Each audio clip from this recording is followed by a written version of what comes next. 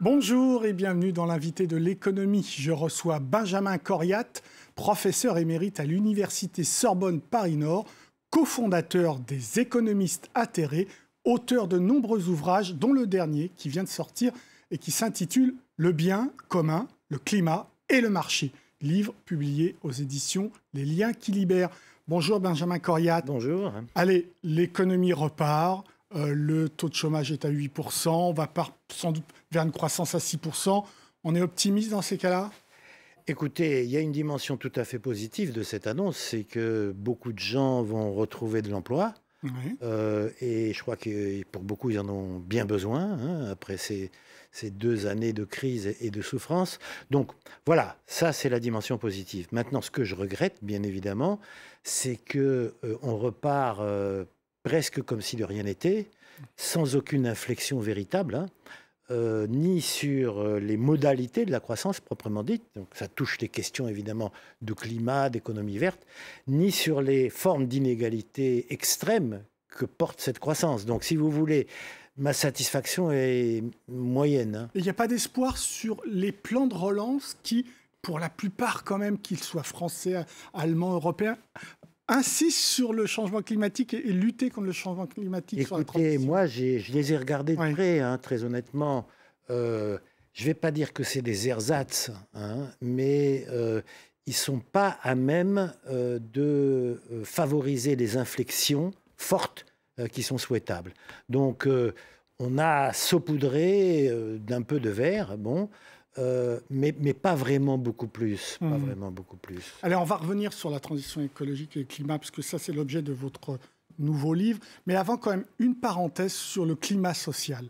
Vous l'avez dit, il y a des gens qui vont retrouver de l'emploi, mais il y a aussi plein de secteurs qui ne trouvent pas à embaucher. Donc, est-ce qu'il faut augmenter les salaires ? Certainement, vraiment certainement. Parce que si vous voulez, ça fait très longtemps, moi, que quand j'entends il y a une pénurie de main-d'œuvre, etc. Bon, c'est certain qu'il y a des domaines où il y a une pénurie de main-d'œuvre liée à la qualification, à l'offre. Mais dans beaucoup de domaines, il y a une pénurie de main-d'œuvre parce que personne ne peut travailler dans ces conditions-là. On sort de l'été, on sort des emplois dans la restauration, etc. Bon, dans beaucoup de cas, ce qu'on offre dans la restauration, compte tenu du fait qu'il faut que les gens, souvent qui sont des saisonniers, payent leur chambre pour se loger, payent leur transport, ils gagnent quasiment rien. Donc je veux dire, on pourrait tout à fait trouver beaucoup plus de gens, à condition de les payer. Donc la réponse est oui. La réforme de retraite? La réforme des retraites, je pense que c'est vraiment pas le moment de le faire. Ça veut dire qu'il y a eu des luttes sociales extrêmement fortes qui finalement concernent des syndicats et des secteurs de l'opinion tout à fait majoritaires. On a essayé d'imposer. Bon, ressortir ça maintenant, je pense que c'est la plus mauvaise des idées possibles. Allez, on revient sur votre sujet à propos de votre livre. Vous avez vu, après le premier confinement, on a parlé d'un nouveau monde. Donc pour vous, il n'est pas là? Non, il n'est pas là. Et je le regrette très, très vivement. On est reparti un peu comme en 40, moins voilà, les quelques petites inflexions qu'on a essayé d'introduire. Je le regrette très vivement parce que c'était un moment privilégié où on pouvait introduire des changements, parce que l'opinion était mûre pour ça. Et vous avez, comme moi, suivi cet été, les catastrophes climatiques se sont accumulées. Elles se sont accumulées. Je veux dire, je ne sais pas combien, 25 degrés en Sibérie, les forêts qui ont brûlé partout. 40 au Canada. La sécheresse, 40 au Canada.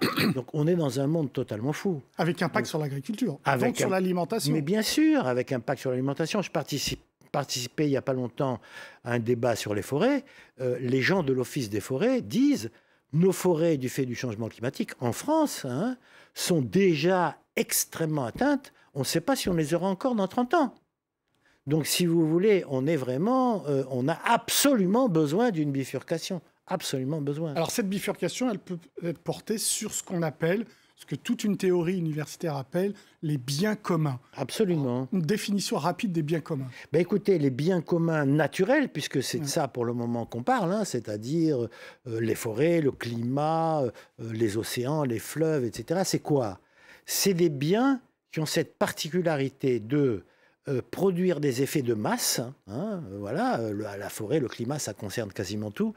Et des effets qui, si ces biens sont en bon état, sont extrêmement positifs, hein, ou s'ils sont en mauvais état, extrêmement négatifs. Alors j'ai fait exprès d'employer ces expressions-là, mais en économie, on dit des externalités positives et des externalités négatives. Ouais. Bien. Donc il faut absolument conserver ces biens en bon état, de manière à ce qu'ils remplissent leurs fonctions positives pour l'ensemble de la planète et puis pour les différents groupes humains concernés, et les laisser se détériorer ou aider à leur détérioration, comme on fait aujourd'hui avec nos gaz à effet de serre, a des effets catastrophiques qu'on va payer très cher, nous-mêmes et nos enfants.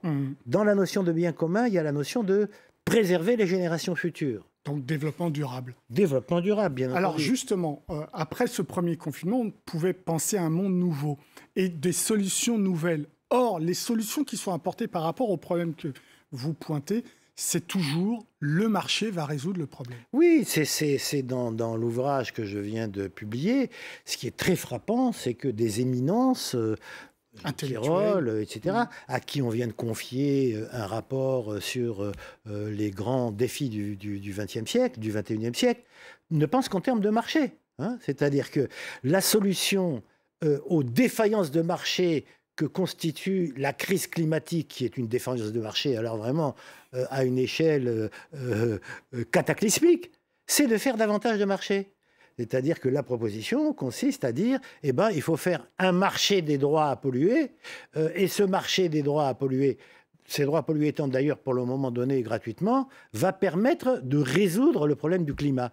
On se demande vraiment où on est. Hein. Alors gratuitement d'abord au début, qu'on donne aux entreprises le droit de polluer, mais après, évidemment, elles en revendent un certain nombre sur les marchés. Oui, mais alors les prix sont passés en un an de 30 € la tonne de CO2 à 60 €. Oui. Donc, on va vers une spéculation. Mais bien entendu qu'on va vers une spéculation, parce qu'on est en train de marchéiser les éléments de protection de la planète. Ça veut dire que la forêt, qu'il faut surtout protéger, hein, on est en train de dire, eh ben, c'est un business, c'est un moyen d'extraire et de vendre, à travers la séquestration carbone que fait la forêt, des droits à polluer. Et donc, des entreprises qui polluent très considérablement. Vous citez Total. Hein, comme Total, dans votre voilà, livre. exactement, et qui produisent des hydrocarbures, vont pas vraiment réduire leurs émissions d'hydrocarbures, mais vont exhiber des droits à polluer qu'elles ont obtenus de plantations qu'elles vont faire. Or, les plantations, c'est extrêmement fragile. Je veux dire, c'est sujet à destruction par des intempéries, etc. Et donc, à ce moment-là, la catastrophe sera double. C'est-à-dire que Total va continuer à polluer encore plus, enfin, au moins autant, si je peux dire. Mais va acheter des forêts. Va acheter des forêts qui elles-mêmes... va planter. Qui elles-mêmes, à un moment ou à un autre, vont brûler et vont relâcher ce qui a été stocké. Donc on voit bien que c'est pas avec un marché carbone, c'est pas avec la marchéisation du carbone qu'on va s'en tirer. Il faut absolument protéger les forêts comme elles sont, avoir toute une série de réglementations pour empêcher l'émission de CO2. Taxe carbone, moi j'y suis favorable, mais pas sous la forme d'un marché carbone, sous la forme de...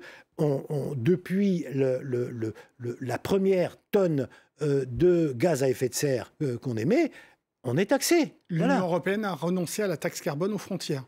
Mauvaise idée, mauvaise... Très mauvaise idée d'y avoir renoncé. Mais vous savez pourquoi elle y a renoncé? Elle y a renoncé parce qu'elle ne pouvait pas à la fois donner des droits pollués gratuits et mettre une taxe carbone aux frontières. Donc, si au contraire, on rendait coûteux le droit à polluer, on pourrait et on serait légitime pour faire une taxe aux frontières. Donc, si vous voulez, on fait tout à l'envers. On fait tout à l'envers. Et en tout cas, c'est le message que j'adresse dans mon livre, c'est pas avec un marché carbone qu'on va résoudre le problème du changement climatique. C'est avec une nouvelle gouvernance qui part de plus haut, mais qui va aussi au plus bas jusqu'aux plus petites communautés qui gèrent ces biens-là. Absolument, absolument. Ostrom, quand on lui disait, Ostrom, prix Nobel d'économie, voilà, la grande chercheuse sur cette question. Chercheuse qui a mis en avant les problèmes de commun en général et sur le climat en particulier, on lui disait « Ah, vous croyez vraiment que c'est avec votre petite communauté que vous allez résoudre le problème du climat ?» Et elle répondait « Ah, vous croyez vraiment que c'est sans mes petites communautés qui veillent à la non-émission du carbone à différents niveaux locaux qu'on va résoudre le problème du climat ?» Bon, il nous faut les deux. Il nous faut les deux. Il nous faut de la réglementation étatique, il nous faut de la régulation, il nous faut de la vraie taxe carbone, pas du marché carbone, et il nous faut des communautés mobilisées pour faire du circuit court, pour faire de la protection de la forêt, pour faire de la bio, pour faire de, comment dire, de l'agrobio, de l'agrobiologie. Il nous faut les deux. Il nous faut les deux. Et aujourd'hui, ce discours, il porte ou pas ? Moi, je pense qu'il porte, et je pense qu'il porte en particulier dans les jeunes générations. Je suis assez confiant sur le fait que les jeunes générations sont tout à fait conscientes du fait qu'on ne peut pas continuer comme avant et qu'il faut aller vers une autre trajectoire et qu'on a besoin et de ces petites communautés et de la réglementation. Donc voilà, je compte beaucoup sur elles et mon livre est beaucoup fait pour elles. Merci beaucoup Benjamin Coriat pour vos réponses. L'invité de l'économie, c'est terminé. Mais évidemment, vous pouvez retrouver cette émission sur france24.com. Au revoir. Merci à vous.